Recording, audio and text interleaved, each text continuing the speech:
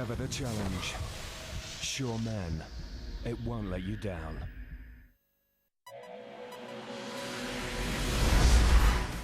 Gerard Houllier to remain in hospital for several days to have tests. The Aston Villa manager is in a comfortable condition.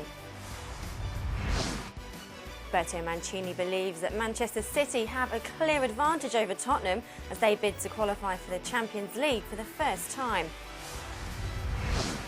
And Tony Pulis has rejected Harry Redknapp's call for their league game against Manchester City to be moved. But first then, and Aston Villa have confirmed that Gerard Houllier will spend the next few days in hospital. Houllier was rushed to hospital in Birmingham last night, but Villa Chief Executive Paul Faulkner says he's in a comfortable condition.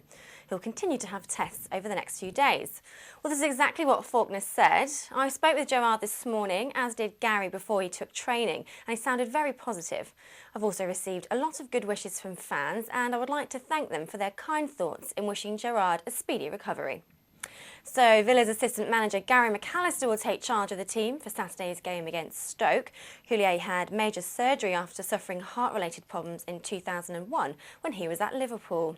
We wish him well, and I'm sure he's in the best possible hands. Doc Waller's there, who was a club doctor here when Gerard fell ill in 2001, so he's got a good guy beside him. I'm sure the people down there will do everything they can to help, so we're not trying to be morose about it. We don't understand it, we don't know what's going on, but we send them our best wishes. Roberto Mancini believes they're in a great position to qualify for the Champions League for the first time. Tottenham's draw in the North London derby means that City stay fourth, 2 points clear of Spurs. It was a good game. 3-3 was a good game. After that, Arsenal went 3-1. Was better for us, but 3-3 is a good result. But repeat, everything is in our hand. Not we don't depend from Tottenham or other teams. If we win our game, we will go in Champions League. I have respect for every opinion, but I have never seen in Premier League one team that don't play a game 100%. This is impossible here. So Mancini says Stoke will give everything against Manchester City in next month's league game, and although Harry Redknapp wants the match played on another date, Stoke manager Tony Pulis says the Premier League shouldn't move the game. Whichever team we send out, we'll do our best, and that's what we'll do. I'm sure, the team, Harry's or Spurs have played Wigan twice this year, and Wigan have taken 4 points off them. Harry's only taken one, but Harry's picked the team on 2 occasions to win both games. You could never pick a game and say it's going to be hard or difficult or not hard and not difficult. We'll go out and we'll do our best. The fixture is there. We're happy with it. Man City are happy with it. It's got absolutely nothing to do with anybody else. And we'll go and do our best. UEFA President Michel Platini has criticised the number of foreign owners in the Premier League. Arsenal have become the 5th club to be owned by an American after Stan Kroenke increased his shareholding. In some countries, such as Germany, clubs cannot be owned by foreigners.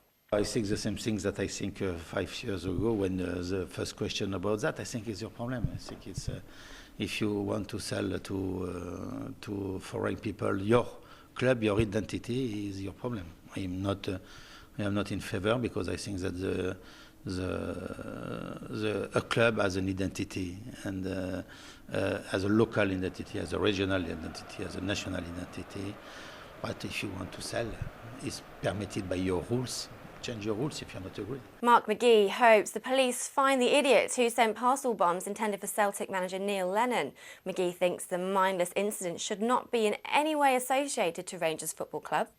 It's just so ludicrous, first of all, the actual reality of, someone who does that, what do they think that, the postman hands it to Neil Lennon, and the fact that there's nobody in between that could have been badly injured.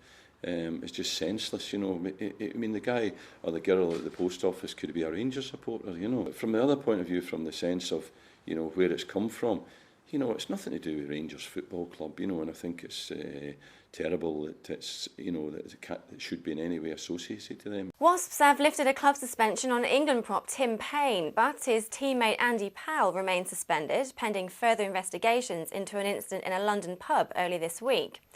Police were called to the Walkabout pub in Shepherd's Bush on Sunday night after reports of an altercation. Powell has told a newspaper he was knocked unconscious and required stitches in a head wound after he was set upon by a group of men. Coming up on Sky Sports, we've got Premier League darts with live coverage from the National Indoor Arena in Birmingham. That starts from 7 on Sky Sports HD1. We've also got live rugby from Super League tonight. Bradford take on Leeds from 8 on Sky Sports HD2. There's tennis from the Barcelona Open right now on Sky Sports HD3. And England under-18s take on Scotland under-18s in the Centenary Shield from 7:30 on Sky Sports HD3.